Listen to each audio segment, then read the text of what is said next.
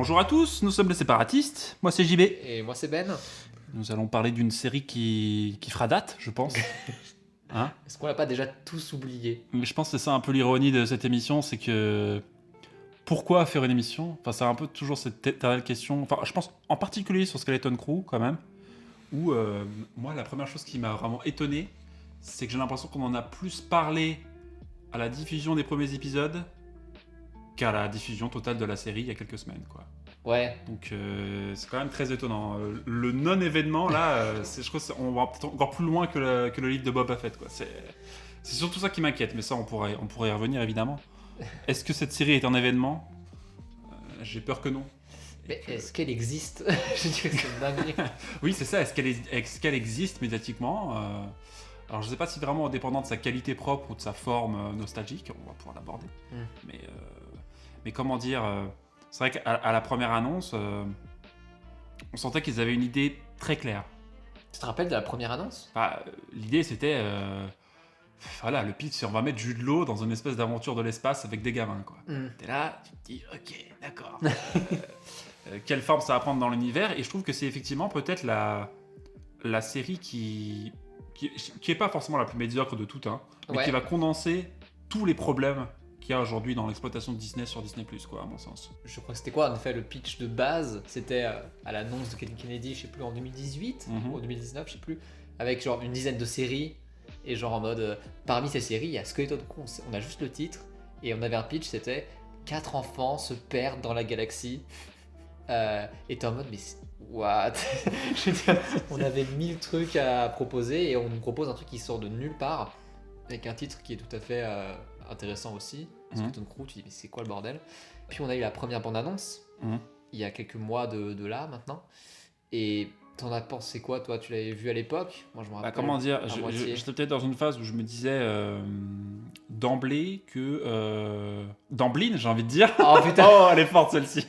elle est technique. Oui, elle est technique. Que cette série-là était sans doute le résultat, je dirais, de l'exploitation, notamment de la postologie, où beaucoup de fans, qui pourraient se reconnaître en nous, qui étaient très critiques vis-à-vis de la postologie, réclamaient de s'émanciper de la saga Skywalker qui avait ce fameux signifiant saga Skywalker qui est apparu avec Star Wars 9 et qui a disparu avec Star Wars 9. C'est vrai. Et voilà, de s'émanciper au fait de la fameuse saga Skywalker 1, 2, 3, 4, 5, 6, 7, 8, 9.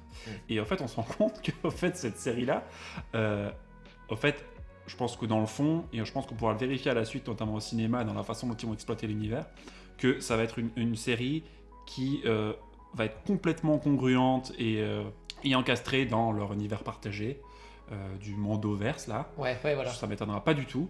Mais c'est vrai que de prime abord, quand tu vois effectivement la bande-annonce, et moi je l'ai pas vu en totalité encore une fois, et ça vaut pas peu d'argument de te dire que j'ai pas. Qu'à un moment j'ai quand même lâché l'affaire parce que j'avais quand même autre chose à foutre. Mais c'est pas un argument en tant que tel, je préfère le préciser. Mais bon, voilà quoi. À un moment donné, merde quoi. Là, on se pose vraiment la question en tant que fan. Oui, surtout. Mais voilà, c'est. Comment dire? Ça me paraît être une série qui est effectivement. Dans son idée même, dans ce qui la motive, est effectivement complètement abstrait de l'univers de Star Wars, quoi. Mais qui se le veut quand même relativement sincèrement. Là où, par exemple, Obi-Wan, il y a quand même un caractère beaucoup plus hypocrite. Où en fait, on dit qu'on est dans l'univers de Star Wars et complètement encastré dedans, mais en fait, on ne fait que l'ignorer en permanence. Ouais. Skeleton Crew, là, j'ai l'impression qu'il est un peu assumé. C'est qu'on n'aura même pas besoin de savoir que, en fait, on est effectivement quelques années après la bataille d'Andorre et la chute de l'Empire. Et après tu pourras me dire non c'est pas ça, en fait on s'en bat les couilles. Oui. Au moins la série le dit quoi.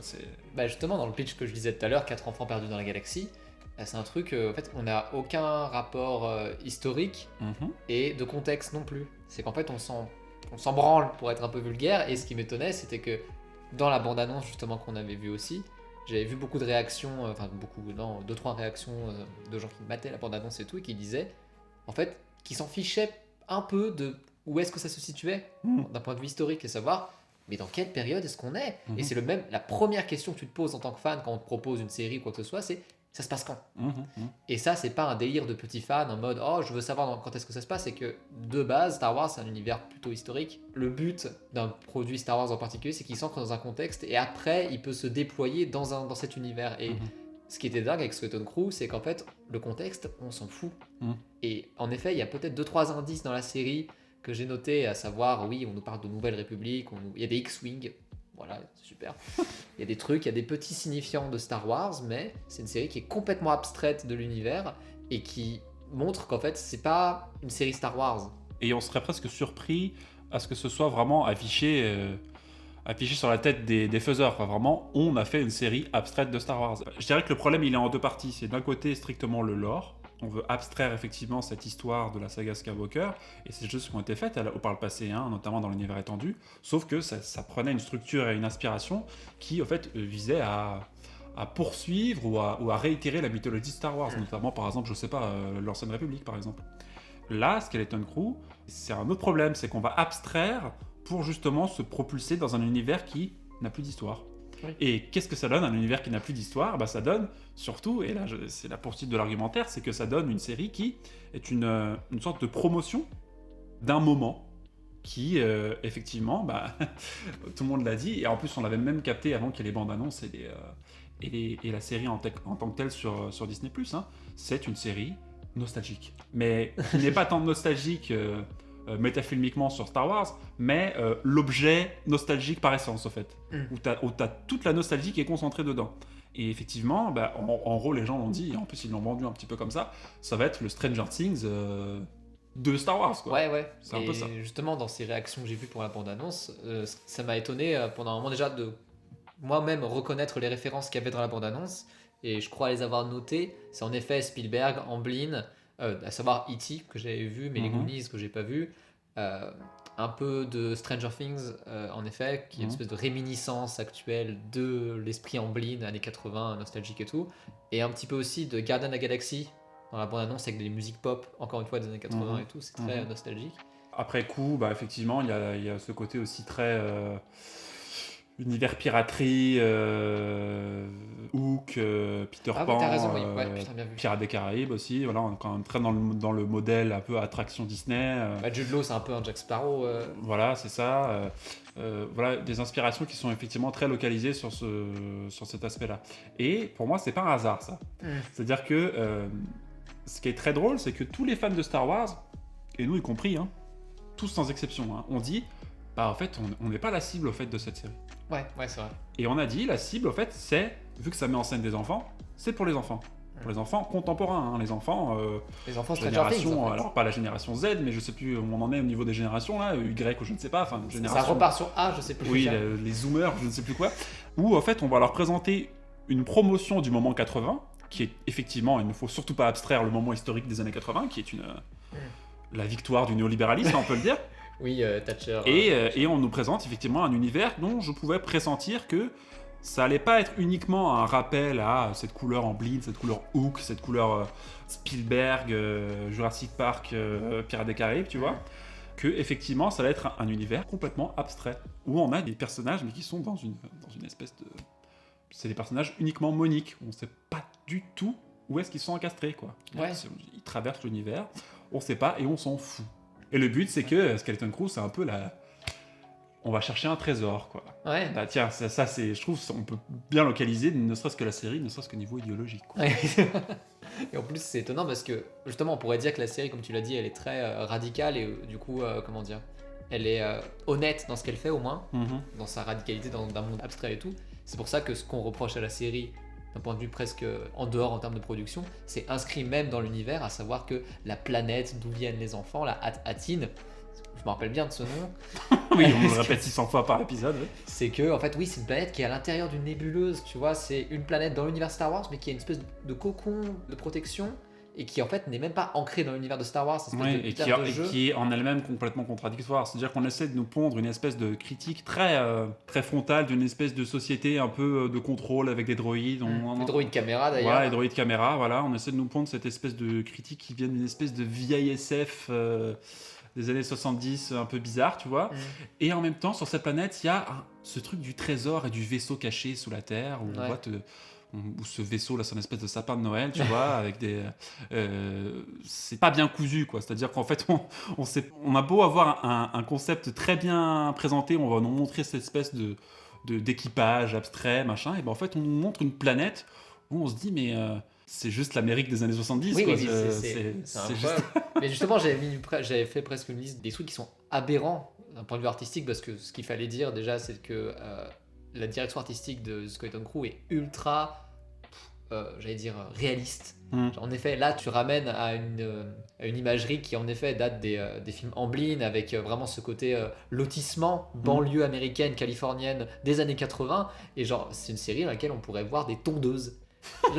Par exemple, j'ai cru voir un moment un Italien avec un chien en laisse, tu vois, c'est une dinguerie. Des bus scolaires, des lotissements, comme j'ai dit, des trottoirs, des lampadaires, mais des trucs. Un plan sur des lasagnes. Je suis très sérieux. Des speeders bicyclettes. À un moment, t'as un plan sur un casque de vélo, mais un casque qui sort de Decathlon, c'est impressionnant. Des talkie-walkie à la Stranger Things, des lunettes Ray-Ban. Waouh! C'est vrai qu'au début, ce qui est quand même très. Déjà, c'est l'univers scolaire déjà de cette planète. C'est un univers très académique, très. Où on est dans un univers qui est d'une banalité confondante. Et nous propulser comme ça dans Star Wars, sans nous dire qu'au fait, il y a une banalité dans Star Wars, mais c'est une banalité de Star Wars. C'est pas une banalité qu'on va transposer comme ça sans aucun traitement dans l'univers de Star Wars. Ouais. Dans le sens où montrer un gamin qui, dans cette espèce de lotissement architecturé, des nouvelles couches moyennes américaines là, de la Silicon Valley, là, rêver le soir de devenir un Jedi et de découvrir un espèce de trésor, j'ai l'impression que ça aurait plus sa place dans un espèce de série extrêmement secondaire qui n'aura en fait, je me demande en fait si la série veut réellement prétendre à être dans l'univers de Star Wars. Ah ouais. Parce qu'on va se le prendre dans la gueule un jour, parce qu'ils vont s'intégrer dans le Mandoverse. Tu penses, ouais. Et là, ça va être un foutage de gueule, mais c'est plus tant ce qu'on dit depuis le début avec cette espèce d'univers méta. Là, on va être dans un univers qui assumera complètement le fait qu'il n'est plus dans l'univers. Ouais. C'est comme si avant il y avait une espèce de paradoxe où c'est comme dans Star Wars 7, on va retraiter l'univers par lui-même de façon méta. Là, c'est en fait on va montrer des choses qui n'ont absolument rien à voir avec Star Wars et on va les propulser dans Star Wars. Ouais. Et on pourra plus rien faire, nous les fans, tu vois. Disons qu'ils se sont permis un truc avec cette série que je ne pensais pas faisable, en fait, en termes de direction artistique et tout. Là, actuellement, je suis en train de lire le bouquin que tu m'as prêté là, sur la prélo et tout. Genre, tu te dis, ouais, ils ont passé 7 ans pour faire la pré-production de Star Wars épisode 1. En termes de DA, c'est très précis, tu vois. Genre, on fait pas n'importe quoi avec Star Wars, merde. Là, les tondeuses, non mais je veux dire, c'est que en effet, la quotidienneté dans Star Wars, en effet, c'est Tatooine. Et pour nous, ça nous paraît dingue. Mais ce qui est bizarre, c'est que tu te dis, tiens, Luke, il est dans Star Wars 4, il est dans cette quotidienneté sur Tatooine et tout, mais il s'ennuie quand même. Il s'ennuie, ouais. Par exemple, je sais pas, le Faucon Millenium, c'est une épave. Alors que nous, on avait des étoiles dans les yeux, quoi. Enfin, voilà, c'était une quotidienneté autre. C'est ça. Et là, on nous transpose, comme tu dis, la quotidienneté Star Wars, terrienne, Amblin et tout.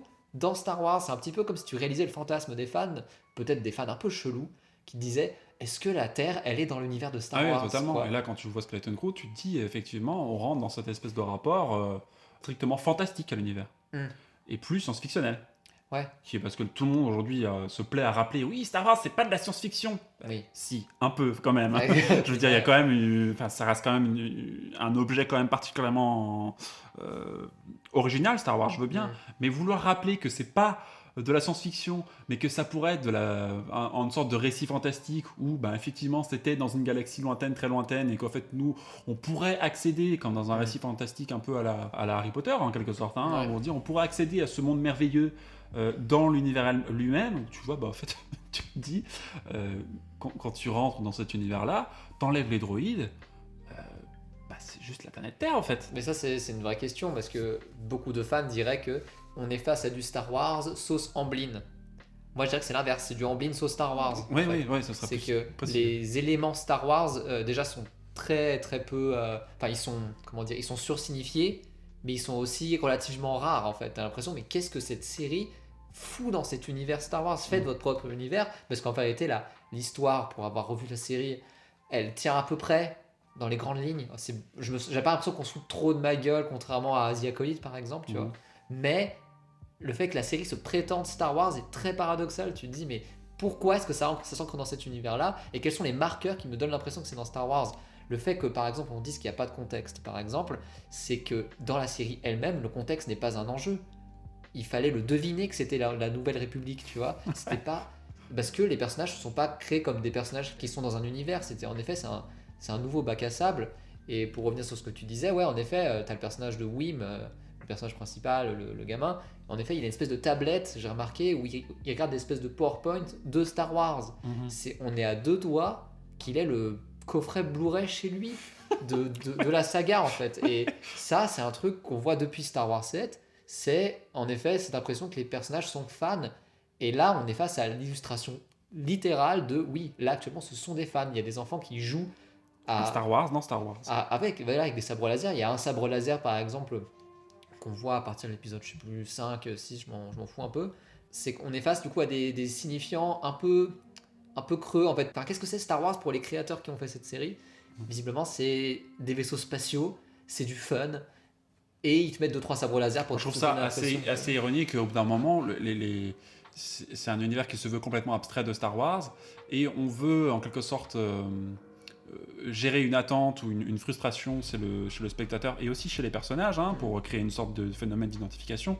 Parce qu'aujourd'hui, pour que les fans s'identifient à Star Wars, il faut mettre en scène des fans de Star Wars dans l'univers. Et qu'est-ce qui vient? Effectivement, c'est le sabre laser et des X-Wing. Voilà. Ouais. Ce qui est la définition de l'ignorant de Star Wars.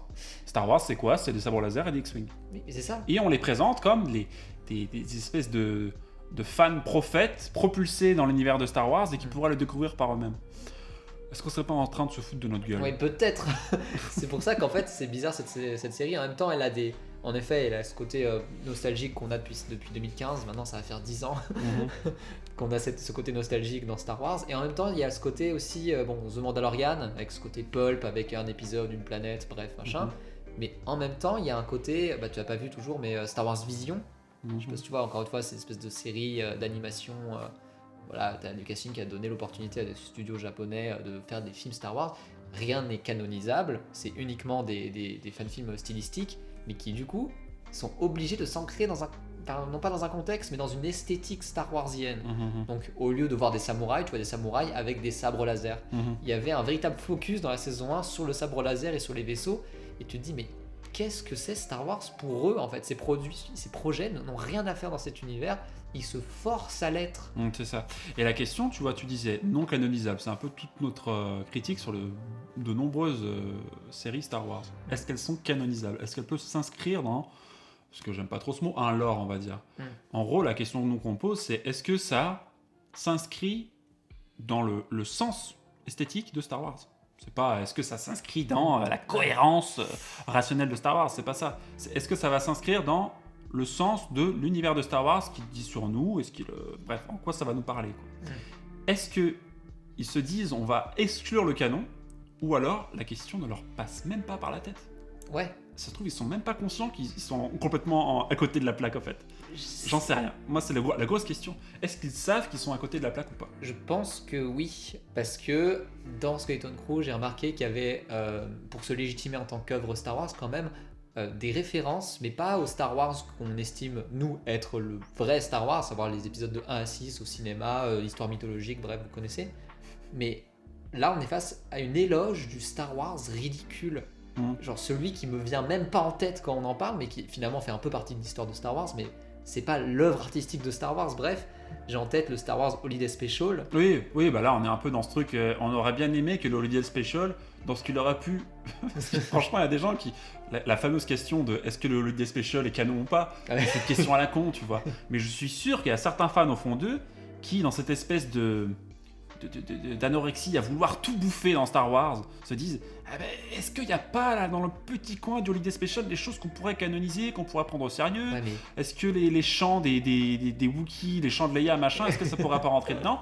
Et là, je pense que Skeleton Crew participe de ça. C'est on peut tout mettre dans Star Wars, sauf que non. Oui, c'est ça, voilà. Là, je dis oui, on peut tout faire avec Star Wars. Non, on ne peut pas tout faire avec Star Wars. Enfin, on peut s'en donner les moyens, mais est-ce que c'est viable? Est-ce que ça a du sens? Est-ce que ça peut nous parler? Est-ce que ça a du sens par rapport à ce qu'a voulu créer quand même ce putain de génie qu'est George Lucas, la question est autre, tu vois, c'est vraiment un autre problème. Bah justement, parce que le fait de voir ces références-là qui sont explicites, hein, il y a un hologramme à un moment dans la série où tu as les petits éléphants bleus, je sais pas si tu t'en rappelles, qui voient une espèce d'hologramme et qui est littéralement un extrait du Holiday Special. Tu as aussi, une vibe, tu as des aliens qui font référence au téléfilm Ewok. Je sais pas si tu vois, je les ai à peine vus, genre la caravane du courage. Ok, cool. Et aussi une référence à un vieux film pour Disney, enfin pour un parc Disney qui s'appelle Captain EO, réalisé par Coppola. Oui, avec Michael Jackson. Tu vois, à un moment, Jackson. je suis même pas au courant, mais je me suis dit, vu que je connais un petit peu cet univers-là, étant un grand fan de Michael Jackson, parce que je trouve que c'est un putain d'artiste qui est très fascinant, dans tous les aspects, je dirais, à un moment, je me suis dit, mais ils vont nous... Où est Captain EO, quoi, avec sa petite bestiole orange, là C'est ça. Allez-y à fond, quoi. Mettez Space Mountain, mettez Peter Pan, allez-y, quoi. Et mettez Neverland, allez-y, quoi. C'est vraiment... c'est pour ça que ça m'intéressait aussi que, justement, les gens sur les réseaux disaient « Ouais, non, ça, c'est pas pour nous. » Enfin, les adultes, j'entends, fans de Star Wars, ils disaient « Non, ça, c'est pour les enfants. C'est Skeleton Crew, c'est pour les enfants. » Mais c'était les premiers à comprendre toutes les rêves qu'on vient de dire, qui ont bel et bien identifié ça. Par exemple, Patrice Giraud, il a identifié tout de suite toutes ces références-là parce que ça lui parle. Évidemment, t'as grandi dans l'essor de la pop culture années 80 et tout. C'est un truc qui est puissant, ça. Mais d'où la question fondamentale de savoir quelle est la cible de cette série. Mais oui, mais ça, c'est et je pense qu'il y a une énorme confusion parce qu'aujourd'hui, la série, elle a pas beaucoup de succès. Elle a un peu fait pchit au niveau médiatique, je trouve. Ouais. Ça, on pourra en reparler. Mais quelle est la cible de cette série? Tout le monde dit « Ah, c'est pas moi, c'est l'autre. J'ai envie de dire... si on dit que cette série est destinée aux enfants, j'ai peur que ces enfants très vieux. aient aujourd'hui 50 ans, quoi. C'est ça le problème. Les enfants très vieux, quoi. Et qu'aujourd'hui, effectivement, nous, on fait partie de cette dernière génération qui a encore cette accroche qui est certes indirecte à cette époque-là, en gros de la période de la victoire, de la monopolisation de Disney sur la culture mondiale, à vrai dire, et de l'américanisation de la culture. Enfin bref, c'est un peu dans cet univers-là qu'on se projette. Mais effectivement, nous, on fait partie de cette partie du fandom qui dit, nous... Star Wars, en fait, nous on a vécu avec cette phase fin des années 90-2000 où la pop culture c'était sérieux, quoi. On va pas se foutre de notre propre gueule en se disant que c'est nostalgique mais pas tant. Bref, toute stratégie nostalgique, qu'elle soit relativement partielle et inavouée comme dans Star Wars 7 ou alors complètement assumée, j'ai envie de dire, dans Skeleton Crew, ne peut pas fonctionner sur nous. Et toute la question de à qui se destine cette série, j'ai peur que on n'ait pas trop la réponse, en fait. Ouais, j'ai peur que les premiers destinataires, ce soient les faiseurs. Tu penses? Je pense que c'est ceux qui ont fait la série qui étaient les principaux destinataires. Ils l'ont fait pour eux, quoi. Est-ce qu'on pourrait voir finalement la première série qui a une impulsion autoristique? Parce qu'on sait que Andor, par exemple, a été poussé par Kennedy parce qu'il y avait quand même ce côté Game of Thrones, post-Game of Thrones et tout le côté un peu plus sombre. Et du coup, cette série-là, tu te dis, est-ce que c'est pas Kennedy elle-même qui a dit, vu qu'elle a été productrice de Spielberg, j'ai envie de ramener sur le petit écran cette dimension-là Spielbergienne que j'ai produit dans les années 80, et en même temps parce qu'il y avait une opportunité commerciale aussi, parce que Stranger Things avait cartonné de ouf, et que du coup tu te dis en fait c'est l'occasion ou jamais. Gardien de la Galaxie aussi, pourquoi pas. J'ai l'impression que les intentions sont diverses, ils ont quand même envie que ça cartonne un peu, mais en même temps j'ai l'impression qu'ils sont en train de divertir le peu d'Américains qui s'intéressent encore à Star Wars aussi, et qu'on est 12 dans le monde à avoir vu. Mais c'est ça, série, mais après surtout j'ai entendu les rares retours qu'il y a eu après, parce que tout le monde s'en bat les couilles de cette série, il faut le dire. Ouais. On est le seul à en parler, j'ai l'impression. Et que, pour moi, il y a un élément qui est vraiment très signifiant. Alors, il y avait satisfaisant pour Obi-Wan. Là, j'ai un autre mot qui est venu souvent, que j'ai remarqué. Je me suis dit, tiens, il y a un truc à chercher. Et effectivement, c'est toute la stratégie. Cette série est confortable. Ah, intéressant. Confortable. Je l'ai vu beaucoup de fois, confortable. Effectivement, tout a été calculé comme ça. On va créer un espace de confort. Ouais. Voilà. On a gagné. Le libéralisme a gagné, quoi. Il n'y a pas de contexte, il n'y a pas de conflit. On est dans une espèce d'aventure. Et on va créer une entreprise avec des gens. On va trouver des trésors. Dans l'insouciance la plus totale et dans les responsabilités. Bref, voilà, c'est ça, quoi. Ouais. Et c'est pour ça que ça m'étonne aussi en termes de contexte et tout, genre à savoir que j'ai l'impression que si on fait un peu non pas la généalogie des projets Star Wars, mais genre tous les pitchs qu'on nous a donnés avant de nous servir les séries, à chaque fois la série a contredit le pitch de base. Genre Obi-Wan, c'était suivre Obi-Wan durant son exil. C'est complètement pas le cas. Tu vois. Et en même temps, on nous disait ça va être la revanche du siècle. Et ça va être la revanche du siècle, c'est vrai. Donc non, du coup. Je suis d'accord, mais... là, on a lancé des trucs complètement contradictoires, effectivement. Et genre, il y avait aussi, je sais pas, The Mandalorian, oui, un chasseur de primes dans la bordure extérieure après la chute de l'Empire et tout. Et c'est pas du tout ça. On s'en fout du contexte, faut le rappeler, The Mandalorian pourrait se passer dans n'importe quelle période, s'il n'y avait pas 2-3 Stormtroopers, on s'en fout, parce que le personnage n'est pas attaché au contexte et que c'est une monade libérale, donc, contrairement à Andor par exemple, qui lui est, comment dire, une créature historique en fait. Et c'est un catalyseur révolutionnaire, quoi. Exactement. Et aussi, The Acolyte, par exemple, la dernière série qu'on a eue, qui allait situer son intrigue 200 ans avant la menace fantôme et qui, cependant, se permet des dingueries au niveau du spectaculaire que la période ne peut pas permettre. Donc, j'ai toujours cette impression ils désobéissent en fait au contexte et à ce qu'implique l'étiquette Star Wars qui est au-dessus de leur nom, tu vois. Et là, cette série Skeleton Crew, ce que je vois, c'est en effet une dimension beaucoup plus débridée de... Au pire, on s'en fout, les gars. Vas-y, c'est une planète qui est perdue dans l'espace, on s'en fout et on passe vraiment à autre chose. Et je pense que c'est ça qui doit être satisfaisant pour certaines personnes, c'est de pouvoir kiffer un Star Wars qui n'a pas à prendre en compte toutes ces bêtises. Il est complètement expurgé de sa dimension socio-historique. Exactement, et pour moi il y a aussi une dimension fan-fictionnelle derrière aussi, de prendre les personnages et de les foutre dans un endroit où justement ils pourraient s'éclater ensemble et qui n'auraient pas d'histoire, ni de temporalité à subir, ni de spatialité à subir, ni de la politique, enfin bref. De choix, de conflits, de mettre les personnages en danger, quoi. Oui, par exemple. Et du coup, c'est un peu... Avec un certain sens des conséquences, quoi. C'est comme ça que j'explique aussi cette direction artistique qui est radicale, c'est que voilà, il y a aussi, comme tu dis, une dimension pirate, mais c'est à peine déguisé, quoi. Il y a des tricornes, il y a des tromblons, il y a des sabres, il y a des longues vues. Il y a des longues vues, c'est une folie, quoi. Et le fait qu'ils s'en cachent à peine, je me dis, mais c'est peut-être comme ça qu'ils ont réussi à le vendre, c'est qu'au moins ils se vendent comme une certaine altérité dans une œuvre Star Wars qui avait tendance à s'uniformiser, en fait, tu vois. À savoir que par exemple, The Acolyte, j'ai cru que c'était un peu vu pour certains comme une solution à The Mandalorian. Ah ouais, putain. Ça, je crois que voilà, on se met les doigts dans les yeux, mais bref. Or, Skeleton Crew, à mon avis, va être pris par le fandom comme étant aussi un extérieur à The Mandalorian. Parce qu'en effet, il n'y a pas de caméo comme on en a eu avec The Mandalorian et tout, sauf qu'il y a quand même cette dimension libérale, monade, bref, comme j'ai dit tout à l'heure, et aussi une absence de contexte, et aussi nostalgique, en effet. Il n'y a pas de caméo de personnage, il y a du caméo de Spielberg des années 80, quoi. Oui, il y a du caméo de ceux qui participent au même carcan culturel, effectivement. Et effectivement, je pense qu'il y a beaucoup de fans qui sont là, sans même se l'avouer, à essayer de trouver des solutions à ce qu'ils pourtant mettent sur le grand podium du chef-d'œuvre de Star Wars que serait l'univers de Filoni, en gros The Clone Wars, Mandalorian et tout ce qui va tourner autour, et la structure de l'univers qu'on a déjà exploré ici sur ce podcast, et d'essayer de trouver des solutions. Effectivement, The Acolyte, on en a déjà parlé, c'est pas forcément le cas parce qu'on s'y recoupe beaucoup. Aujourd'hui Skeleton Crew, alors qu'en fait ça participe effectivement de ce... Et ça va terminer, je pense, dans le Filoniverse, et je n'attends que ça, de voir que ça va terminer là-dedans. La seule solution, c'est Andor. Ouais, c'est ça, c'est la vraie altérité en fait. Et le problème, c'est de voir ces petites séries qui sont en effet pas. Enfin, Skeleton Crew, c'est pas la pire vraiment, mais l'avoir comme une altérité, c'est vraiment pas le cas en fait. On est quand même dans une certaine dimension Star Wars, et là pour l'instant, il devient radical, ce qui est assez ouf en termes de direction artistique, parce que ce que se permet Skeleton Crew, mais c'est quoi la suite? Qu'est-ce que vous pouvez vous permettre de plus?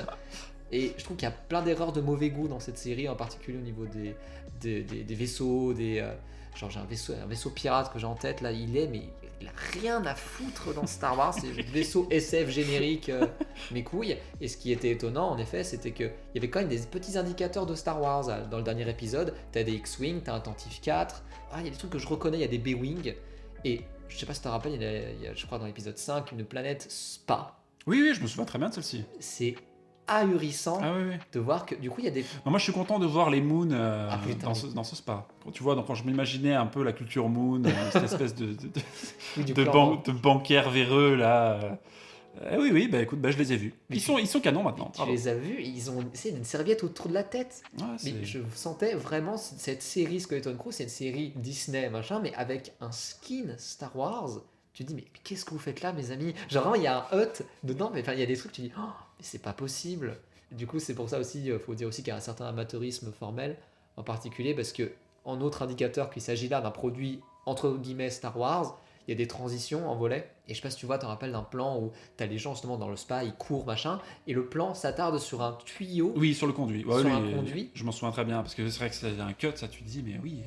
Mais ce que j'ai compris pourquoi ça marchait pas, c'est parce que tu suis le cut, parce que c'est censé être un match cut, c'est que tu suis un tuyau, une forme latérale, et le plan suivant, il y a une forme latérale, donc c'est censé être une continuité, quoi. Une continuité dans la transition. Or, en plus de ça, il y a une transition en volet.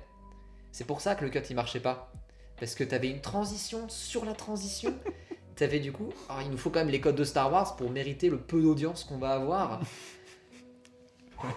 C'est très fatigant et c'est vrai que c'était un peu. Et en termes de faute de goût au niveau simplement patine, moi je me souviens quand même beaucoup de la salle du trésor avec l'immense crâne en obsidienne là. Ah oui, mais il y a un côté Indiana Jones. Là j'étais ah, ok, j'ai compris. Là j'ai saisi et j'ai dit ok, d'accord. Ça vaut même pas le coup de s'arrêter sur tous ces détails parce que cette série vraiment est absurde, c'est aberrant et j'ai l'impression que c'était uniquement une opportunité aussi de nous servir du divertissement et aussi pour peut-être certains artistes de faire leur portfolio. Je remarque quand même qu'il y a des aliens qui ont été faits en stop motion, il y a quand même des efforts de design 2-3 fois, il y a quand même des effets spéciaux qui sont corrects. On n'est pas sur des dingueries comme Obi-Wan et j'ai l'impression qu'on peut se satisfaire que de ça. C'était l'opportunité pour des gens de faire des images littéralement comme Star Wars Vision, mais il n'y a aucun affect, aucun intérêt pour l'univers de Star Wars. C'est ça, tu sens qu'ils ont un peu les armes formelles pour développer certaines choses simplement au niveau technique, mais c'est un peu cette même sensation de gâchis où tu te dis mais vraiment les mecs ils ont une arme fantastique entre les mains et ils en font rien, quoi. Ils les tirent par terre, quoi, comme ça. C'est vraiment du gâchis, quoi. Alors, on rêverait de voir des trucs de dingue avec Star Wars et tout, et tu te dis putain, mais vous avez fait des efforts de ouf pour ça. Pour une entreprise avec des gosses, quoi. Oui, ces gosses-là, au moins, ils m'ont pas agacé tout du long. Ouais. Mais je sentais que moi j'avais plus de pitié pour eux dans le sens où j'avais l'impression qu'ils étaient un peu écrits n'importe comment, tu vois. Ouais. Et que métafilmiquement, je me disais, ah les pauvres, ils sont propulsés dans. J'avais l'impression qu'ils existaient vraiment et qu'ils étaient. Ah mince, il y a des gens qui vous écrivent mal. Donc vraiment, et par exemple, quand tu vois dans l'épisode 6 le conflit qui dure 5 minutes, t'es là, tu te dis, ouais. Puis après, t'as le vaisseau qui décalote là. Oui, c'est ça. Le vaisseau de lait. Le vaisseau qui mue. Mais du coup, oui, puis tu vois, par exemple, moi, ce vaisseau qui mue, pour moi, c'est typiquement le set Lego, quoi. Ouais, oui. Il a été calculé pour ça. Et vraiment, je pense que cette série aussi, elle reste quand même dans un carcan commercial assez évident, dans le sens où, effectivement, on va pas créer un imaginaire qui va produire du jouet. Là, on produit un jouet qui va potentiellement produire de l'imaginaire, quoi. C'est un peu ça. Oui, ouais, je suis d'accord.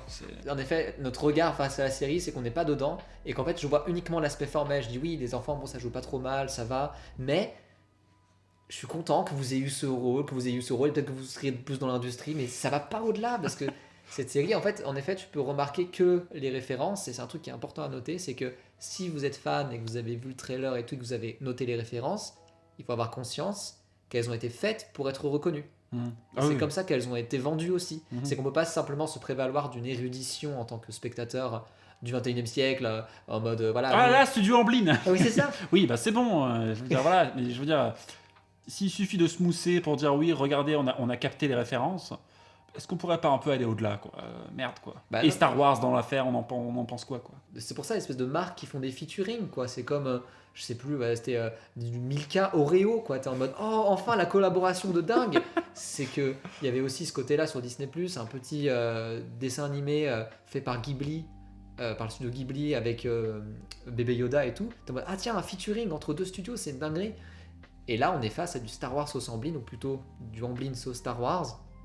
Et tu dis ah enfin on mélange les sauces, quoi. Enfin il y a de la nouveauté et je trouve ça assez intéressant de se dire que si vous reconnaissez les références, vous êtes déjà piégé dans le process parce qu'elles sont faites pour être reconnues et que c'est comme ça que le produit se légitime. Et aussi le but de Star Wars, c'est plus vraiment d'être une œuvre maintenant, on l'a bien capté, c'est d'être un centre commercial. C'est de prendre presque en otage, j'ai envie de dire, les spectateurs, à les satisfaire pour pas qu'ils aient à voir ailleurs. Donc le but, c'est de proposer à l'intérieur de ce centre commercial une diversité de produits. Tu pourrais dire la différence qu'on pourrait opposer Skeleton Crew à The Acolyte. The Acolyte, lui, va chercher dans quoi ? Dans La Reine des Neiges et dans Kill Bill. En gros. Ah oui, c'est vrai, oui. Ouais. C'est pas la même chose que la période Amblin. Oui, mais c'est quoi qui englobe tout ça ? C'est que on référence quoi ? La culture de masse. de masse, de consommation de Disney. Ouais. C'est Disney qui fait son auto-promotion. Ouais. Comme en permanence, comme Marvel, comme Star Wars. On voit les sagas faire leur propre auto-promotion. On leur dit oui, attendez, enfin nous on est un peu vigilants à se dire est-ce qu'il n'y a pas un peu une gruge idéologique à vouloir que c'est un peu de la propagande qui va dire oui, ça défend telle idée de la société. Non. Déjà, la première chose que cette série défend, c'est la série elle-même. Oui, ouais. Donc voilà, elle est légitime à dire qu'on va prendre Star Wars et un peu en faire n'importe quoi, en faire un univers très réaliste. Réaliste, ouais. Réaliste, mais du coup complètement concon et complètement gnangnan. Et du coup, là, tu sais plus sur quel pied danser, quoi. Et que effectivement, si Star Wars doit se référencer, et c'est que ça, Star Wars, hein, Star Wars n'est pas sorti de terre sans autre référence, hein, je veux dire, mais Star Wars c'est quoi, c'est de la mythologie, c'est de l'histoire, c'est de la philosophie, c'est des choses plus profondes. Ouais. C'est pas regardez, on a mis Pirates des Caraïbes dans Star Wars, quoi.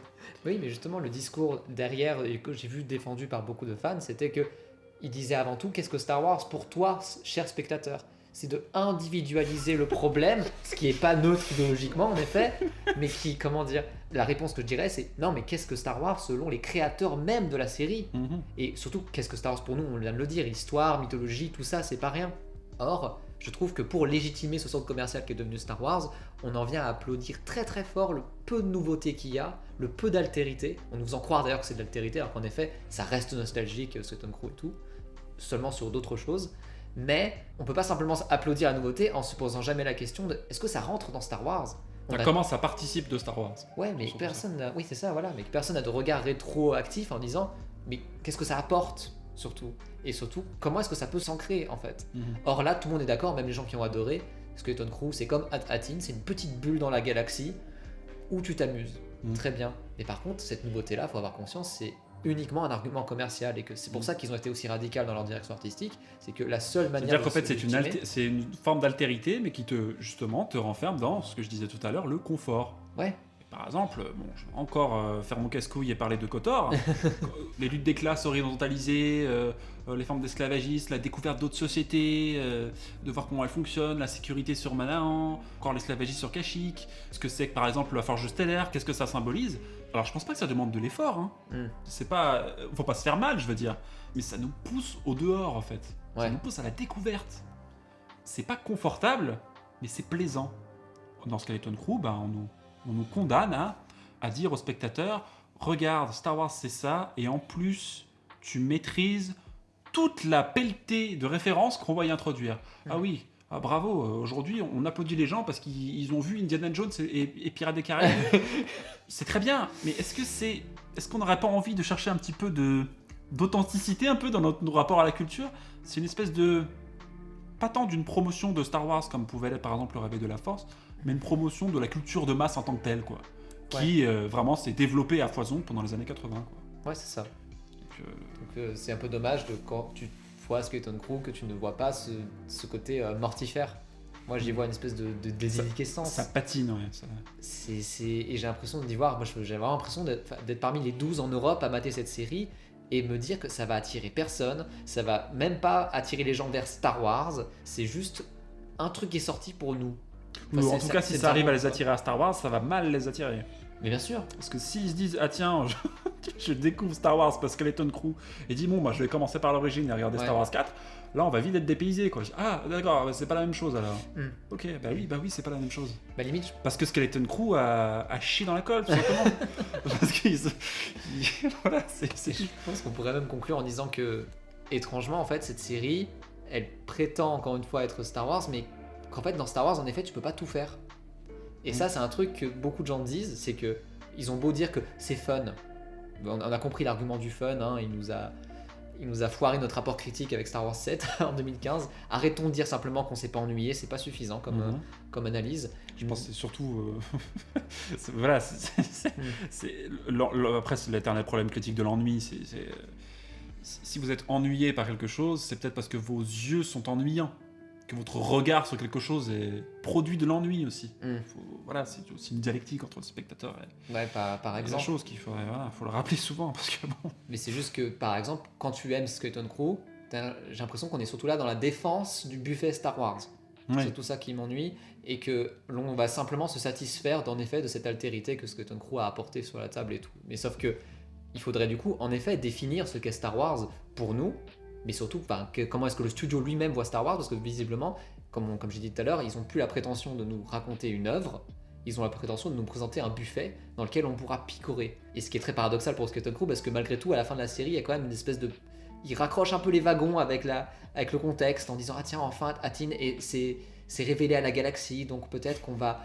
On va rentrer dans Star Wars !» Peut-être qu'on va rentrer dans Star Wars, quoi. D'où la fascination, le dernier regard du personnage, c'est de face à un Tantive 4, c'est... Oh, vraiment, le Tantive 4 est sorti de ma télé, quoi. Il est en face de moi, bref. Et j'aimerais du coup déconstruire ce côté...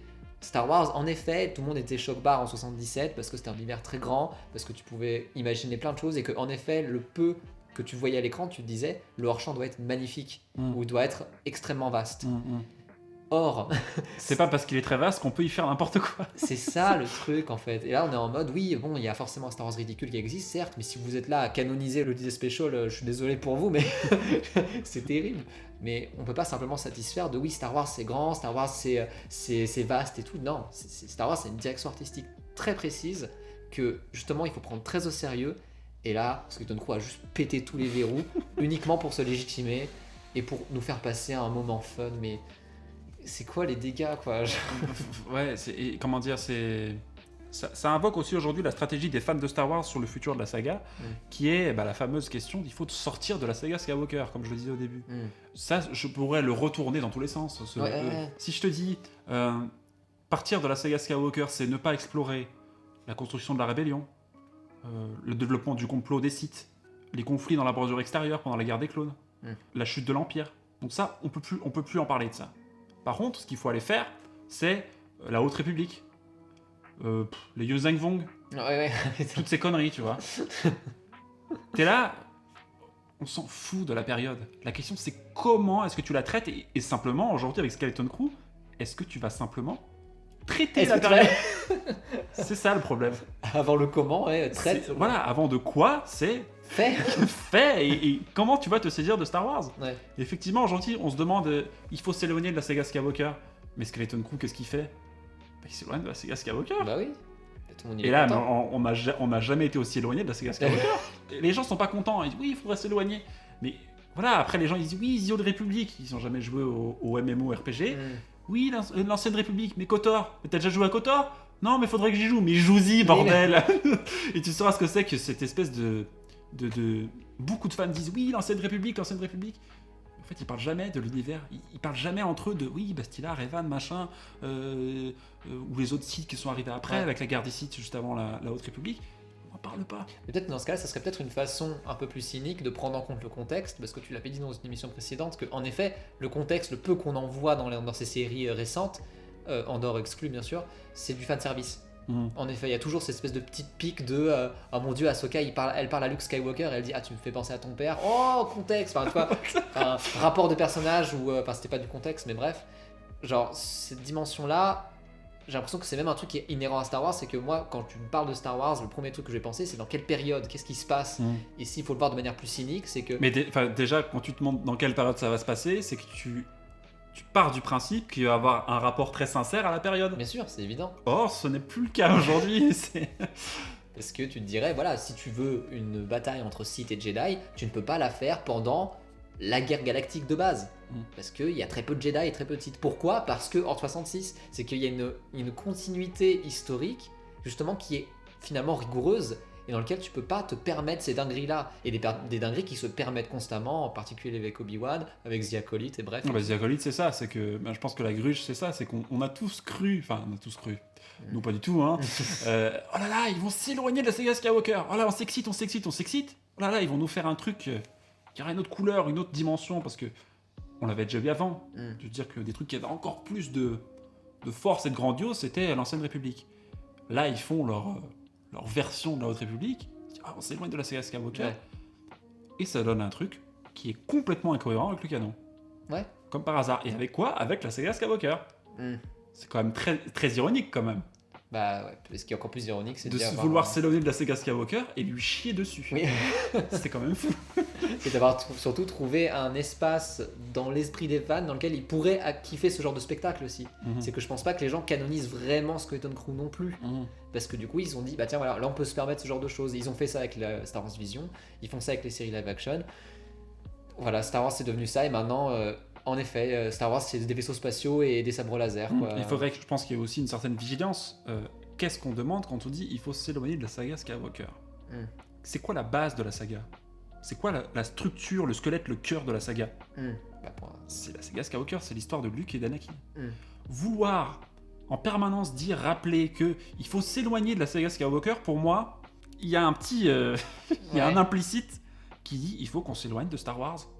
Voilà, il faut débrider quoi. Il faut y aller et faire un peu n'importe quoi. C'est aussi un fétiche. C'est de se dire je veux l'univers de Star Wars sans avoir à m'encombrer avec ces personnages qu'on a vus et revus et qui sont surtout, c'est ça je pense que... Non mais il y a un désamour pour moi implicite de Star Wars là-dedans quoi. Peut-être. Mais que pour moi ils se disent surtout ces personnages là sont trop encadrés. Tu peux pas faire n'importe quoi avec Anakin. Ouais, tu peux pas jouer avec. Tu peux pas jouer avec. Et c'est ça, et c'est pour ça qu'on a tous les what if, toutes les uchronies et tout. Ils veulent jouer avec ces personnages-là. Et donc là, ils se sont dit, on va s'amuser, Skeleton Crew, bref, petite bulle. Et le problème, c'est que la saga est relativement rigoureuse dans son histoire pour que tu puisses pas faire ces dingueries-là. Et ils ont réussi à se faire des dingueries avec Obi-Wan, par exemple. Tu vois. C'est sûr. C'est bon. Mais il faudra voir à l'avenir si effectivement on est condamné à être dans cette forme très autopromotionnelle et radicalement autopromotionnelle et qui n'en a plus rien à faire, je dirais, du sens esthétique propre de Star Wars. Mais effectivement, on pourrait encore espérer de notre côté, parce que c'est plus notre école, à espérer d'autres choses. Bon, en quelques mois, on a Andor saison 2, peut-être d'autres choses, potentiellement des jeux vidéo qui, effectivement, pourraient peut-être plus se prêter à une forme un peu plus, on va dire, sérieuse, où on arrête un peu tous ces enfantillages, on peut le dire, parce que là, on parle d'enfantillage pour Skeleton Crew. Littéralement. Donc voilà. Donc espoir, toujours. Espoir. Bon bah écoute, arrêtons là-dessus. Et on vous avertit qu'on sera à QC en avril pour le festival Star Wars et science-fiction, où nous ferons, je pense, quelque chose qui fera date dans l'histoire de la culture et de Star Wars. On fera une petite analyse de la revanche des Sith. Ouais. On espère rediffuser la chose, mais en tout cas, n'hésitez pas à venir à QC, venez nombreux. Et puis voilà. Voilà, parce après, on aurait pu faire sur Skeleton Crew aussi la conférence. Ah oui, parler de toutes les références ô combien inspirantes. Bien sûr, de Skeleton Crew. Bien sûr. À base de piraterie, de tromblons, de gremlins, de toutes ces choses-là, quoi. Il ne manque plus que Michael Jackson lâche un Another Part of Me ou un truc aussi, ou un Bad ou un je ne sais quoi, pour faire la boucle et avoir un joli contenu publicitaire. Dans l'esprit de Noël. Dans l'esprit de Noël. Avec The Rock. Avec The Rock. Allez. Allez, que la force soit avec vous. Et à bientôt. Salut. Salut.